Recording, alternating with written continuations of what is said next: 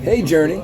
Having breakfast with my friend, Dr. Rick Dunn, over at Chemung Family Dentistry, over on the south side, Broadway. And, we were talking this morning about recovery. I was just sharing with him the things that are going on at Journey, and he was sharing with me the things that he's doing in his office, and I realized how important it would be for our members and the people watching to hear about. And so I was just asking him to share a little bit about sleep, specifically sleep apnea. So, can we talk about what is sleep apnea first? I think it's a good place to start. Sure. So, sleep apnea is a broad term that comes under the bigger umbrella of sleep disordered breathing that encompasses a lot of different things like insomnia. But when we talk about sleep apnea, what we're really looking at is that there is either a total blockage or stoppage of breathing, of airflow, or a significantly restricted airflow. And there are really two main types of sleep apnea. There's what we call obstructive sleep apnea, which is the far more common one. And that's where, there's a blockage in the airway. Something is collapsing or blocking airflow from getting through. And then the more serious one that is less common is what we call central sleep apnea. And there's some issue in the brain where the brain essentially is not telling the body and the diaphragm to breathe. Oh, wow. So in I those want my brain to tell my body to do that. Keep breathing. And we very often tend to see central sleep apnea associated with more serious health conditions like cardiovascular disease or end-stage cardiovascular. So it's very significant to know that. Yeah. So some of the things that sleep apnea has been linked to, let's talk about that a little bit because, not only is it obviously important for you to keep breathing while you're sleeping and things such as that, because it could literally be lethal if you don't, but it's also being connected to a host of other things. And in fact, there's some precursors for it. And then there's some things that it can eventually lead to if you have sleep apnea. Can we talk a little bit about that? Sure. So, you bring up two really good points. So first of all, as we are seeing patients, there are certainly things in their medical history that are warning signs that there may be an underlying sleep apnea issue. So things as simple as high blood pressure can put someone at approximately a 30% increased risk of having sleep apnea. AFib is a very significant one. Thyroid conditions, type 2 diabetes. So when people present with these things, and I've just listed just a few of the big ones. Another one is someone that has high blood pressure that has to be on multiple different medicines to control it, or have a very high risk factor of having apnea. So we look at those things. We also look at daytime symptoms, or what we call subjective symptoms. So do they have daytime tiredness? Do they wake up feeling not refreshed? Do they have problems getting through the tasks of the day? If they're sitting sedentary, whether it be in a car as a passenger, hopefully not as a driver, but we've seen that as well, or just sitting down at their desk reading a newspaper and they fall asleep. These are all warning signs. Now, it's not that simple. There can be other factors involved as well, as something as simple as they're not sleeping enough, right. Sleep hygiene issues. I wanted to kind of, if I could, interject that, Journey's doing things that other places aren't doing because we just realize how important our partnerships with other health professionals are. You mentioned high blood pressure. You mentioned type 2 diabetes. By the way, guys, those are things that we've seen people that are considered type 2 diabetic no longer be diabetic when they come in and get their diet right, get their exercise right. We've seen people lower their blood pressure. So if you want to do something about your precursors that can often lead to these types of things, that's what you need to do is keep on your fitness program, and then that just shows you how important it is. But if you already have these kind of precursors that have now led you to this road, Journey can't solve that problem, right? We can't. And so we need people in our lives, and that's why I love to connect with other health professionals like Rick here, who can give you an answer, you know. Right. So yeah, let's talk about. So we talked about the precursors, and I think that we should talk about, like, if you have sleep apnea, some of the things that it's been linked to lead to. You mentioned earlier. I was so surprised. Alzheimer's and just different things, studies that are out there. So, as we learn more about sleep apnea, and there's a tremendous amount of research going on now in this field, and you know, it's a relatively new thing. You know, it's been around for ages, but not necessarily categorized or diagnosed for hundreds of years. So, the research and literature, although there's a lot of it out there, there's a lot more that needs to be done. So, you know, some of the, risk factors, if someone does have sleep apnea and it is untreated, they have an increased risk of potentially developing high blood pressure, cardiovascular disease, increased risk of heart attack, stroke, type 2 diabetes. It's been beginning to be linked to inflammatory processes such as arthritis, potentially, and links now to dementia, but dementia and Alzheimer's at earlier ages. And I think the thing that's even more alarming, if someone already has an overlay of some of these diseases, such as history of heart attack or stroke, if they have untreated sleep apnea, especially if it's moderate to severe, they have a significantly increased risk of having a subsequent heart attack or stroke, which could be fatal or very difficult to recover from. Yeah. So there are compelling reasons to treat it beyond I feel tired. And I think something that fits into what you do that I didn't mention earlier is weight, nutrition, exercise have a very important part in it. Not everyone that's overweight has sleep apnea, so we see many thin people that have it as well, so you just can't do it by weight, but it is definitely a predisposing factor to potentially having it, and that's something you can control.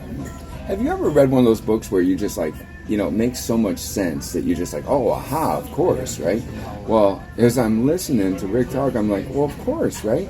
If you are not getting the proper amount of rest, then your body's going to become inflammatory.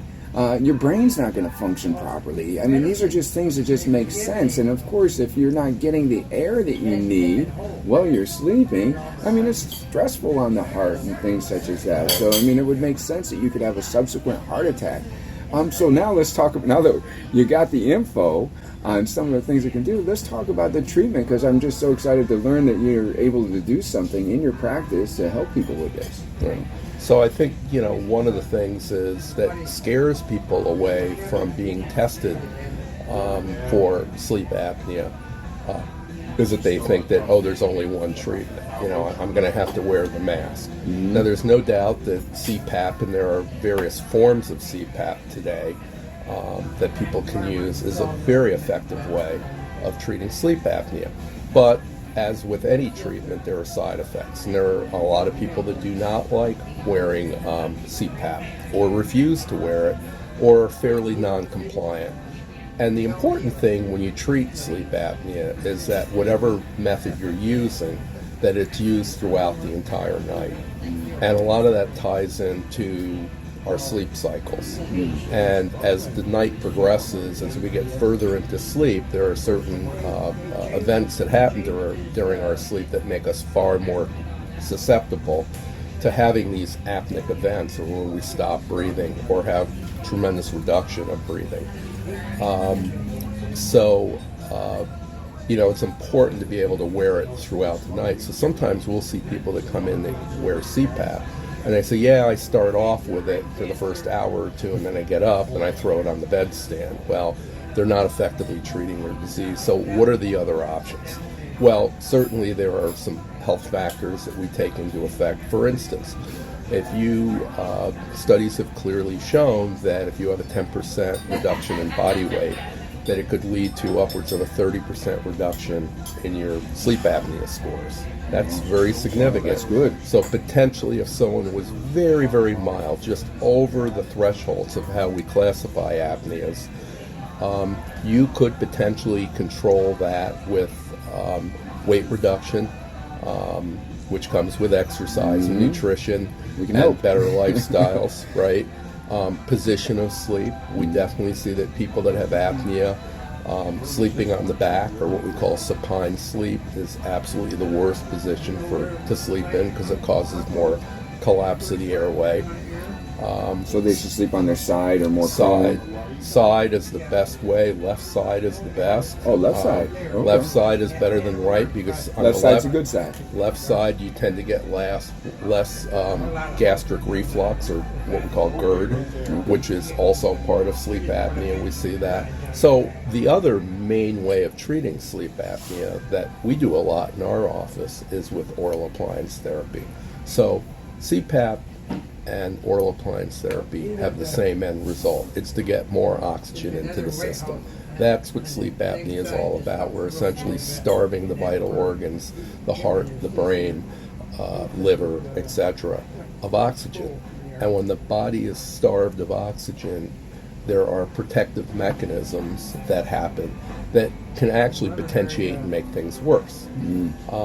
So with an oral appliance, works differently than CPAP. CPAP is what we call a pneumatic stent. You're essentially pushing a column of air down the airway to keep the airway open. Think about it as like a collapsible garden hose, and you turn on the water at a low pressure, and the hose starts opening, and as you turn up the pressure, the hose can dilate or get to its full extent. So that's essentially what CPAP does. With oral appliance, we're gently moving the lower jaw forward, and as we do that, it opens up the airway, takes the tongue base, which is a major cause of blockage in people that have sleep apnea, and moves it away from the back of the throat. And it also has interaction with different muscles that control the airway. So there are a lot of different things. We can very effectively treat people with oral appliance therapy. We tend to have much higher compliance with it than CPAP. Sure. You don't have the big mask on You your don't have face, the mask. You can sleep in any position. It's easy to travel with it. And we treat people of all different severity levels, from mild to moderate to severe. Certainly the people that have severe apnea can be a little bit more difficult, and it may take more time to treat. But those are the two main ways. There are surgical procedures that can be done as well. That's not for everyone. They're obviously very invasive. And some of the surgical procedures that were done in the past that were thought to help, we have found that really are not that effective. So those are not being done that often. So the two main ways are CPAP, oral appliance. So we see a lot of patients that are non-compliant, or cannot wear CPAP, or can't wear it through the night. And that's where we come into the fold. Oh, that's good. So, we're going to have Dr. Dunn come in and talk to you guys because I want you to get this information. We're going to have it on the nutrition. Thank you for being willing to do that. Right now, they could actually come to your practice and find out if they have that. Because if you're experiencing like midday tiredness, we were talking earlier about people that are actually falling asleep while they're driving, or just different dangers of course, not getting proper rest. Besides the one that you're not breathing during the night, that's very dangerous. They could just come to your office and go through some testing to find out? Or how does that So work? I think there's two main things you can do. Certainly talk to your primary care physician about it. And certainly, we see patients that we screen for this all the time, and we work very closely with all the physicians in the area, with the sleep physicians as well. And there are screening surveys that we can use that may be suggestive that you have apnea. There are some other things that we can do, tests such as high-resolution pulse oximetry that are very good screening tools, but ultimately the only way we can diagnose sleep apnea is by having a sleep study done. And they can be done either at home with home sleep testing equipment or an in-lab or in-hospital sleep test. So we certainly can help in that process of screening people and then getting them to the appropriate source. Ultimately, the sleep physician is the one that makes the diagnosis of sleep apnea. but it's a group effort, and which brings me to another important point that probably the latest estimates show that anywhere from 90 to 100 million people in this country alone suffer from sleep apnea. 90 to 100 million. 90 to 100 million. Wow. So we're talking about upwards of 20 to 30%. So if you're there saying, oh well, that's not me, it sounds like 1 out of 3, Right. almost. Yeah, Like 20 to 30%. it's an incredible number, and one of the issues is it does take time to screen for it. It does take time, to get to that diagnostic phase. The unfortunate thing is that of that 90 million or so, maybe 10 or 15% of them have been diagnosed. So we have a tremendous number of people walking around with sleep apnea that have not been diagnosed. So it's a team effort. Yeah. And that's the only way we're going to be able to tackle this. It comes from all different levels in the health fields. It comes from people like a Journey Fitness that might be noticing something with one of their clients that isn't performing well, etc., or has some of the health risks that we talked about that may make a referral. That's how we're going to crack this. And that's why I think it's so important, because we're just starting to really bring you. We've always had foam rollers on the wall that you can roll out with, and we've always done a stretch, and we've always encouraged you to get some nutrition and some rest in your life. But we're just starting to bring out like recovery tools and things such as that. And that's why I feel this conversation is so important, because there's fitness, there's nutrition, and there's recovery, the whole approach. If you're not sleeping properly, if you're not breathing properly while you're sleeping, it's going to lead to a host of problems that we just can't fix. And so we need other resources. So I hope that you'll take advantage of these resources after today and learning the statistics. I mean, I'd like to take advantage. I'd like to find out and get assessed whether or not I have that going on, because I've experienced some of the symptoms. I've experienced that mid-afternoon, tiredness, and I don't know if you snore while you sleep, but that can be an indicator. That can be very significant. Yes. Very significant. So, just things to look at for your recovery. Would you add anything else? No, I think that it's just vitally important that if you have any of these things that we spoke about, please don't, run away from it. Don't ignore it. Many people that have sleep apnea have no symptoms, or at least they don't tell us that they have symptoms. So not everyone's tired that has sleep apnea.